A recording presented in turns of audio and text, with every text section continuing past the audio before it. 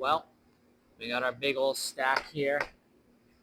Now it's time to go to step 3. We're going to mount them up very similar to this piece right here. We want them to be able to be just hung right on the wall. One of the biggest problems I had when I was taking printmaking as my primary medium was that people would buy prints and then the frame would cost more than the print, or they would just never frame them up in the first place. And so the goal with this project is we're going to go ahead and take that problem solving right out of the equation. So let's head to the wood shop.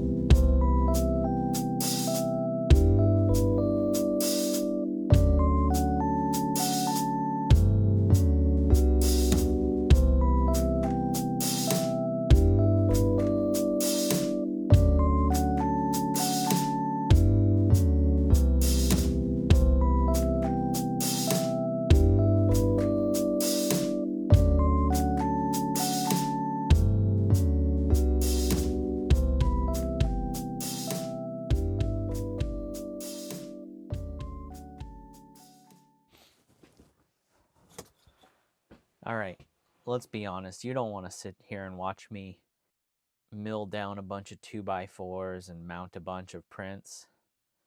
If you already know how to do that, it's not very exciting.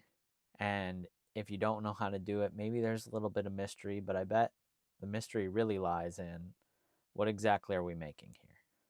Let's take a look at some of the pieces. Lately, I've been listening to a lot of Midwest emo. I didn't understand that there was a whole new wave of these bands, and it's got me going down nostalgia row.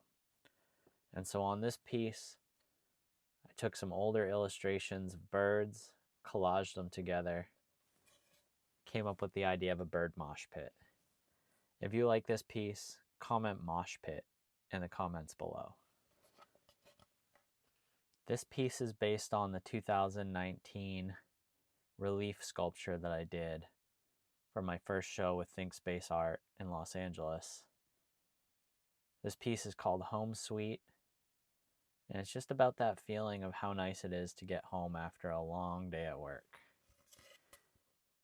If you like this one, comment long day.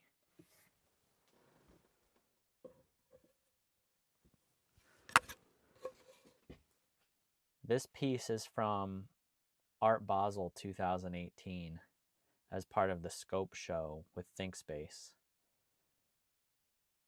Simply put, it's about the idea of how nice it is when someone you love and care about picks you up at the airport. It's called Gone for Too Long, and if you like this one, comment airport below. This piece is seriously one of my favorites. It also was inspired by the rediscovery of Midwest emo. I got to thinking about the illustration style of that early 2000s era, about album covers that existed back then. It's a simple piece. We got two birds. This one has a crush on this one, and he's shocked that she finally noticed him. This piece is going to get its own dedicated video, but if you like this one the most, comment emo birds below. This one came out pretty dark. There's so much line work in there. Could you imagine having to carve out every single one of those shingles on the side of the house?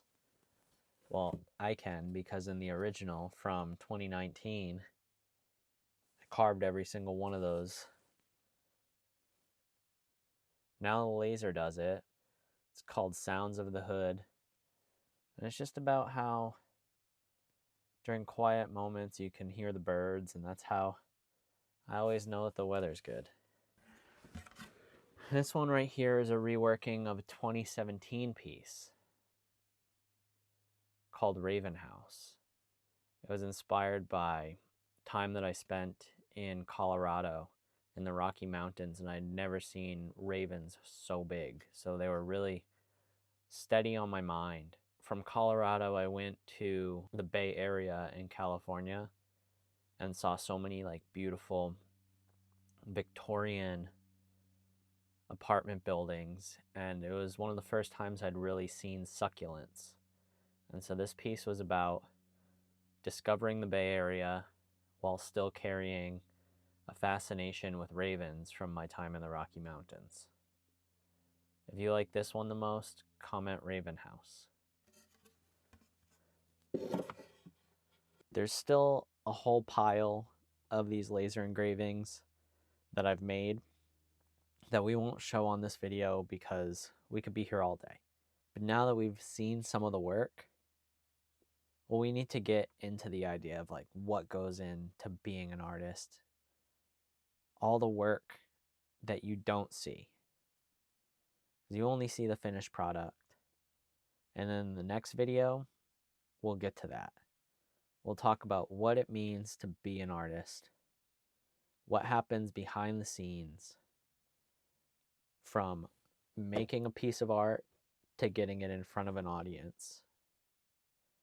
So if you've liked this series so far and you like this video, please like, subscribe, and make sure to come back for the next one. Don't forget to comment below which piece is your favorite. And until next time, my name is Kyle Bryant. This is the Story of Pursuit. God bless you, and I love you all.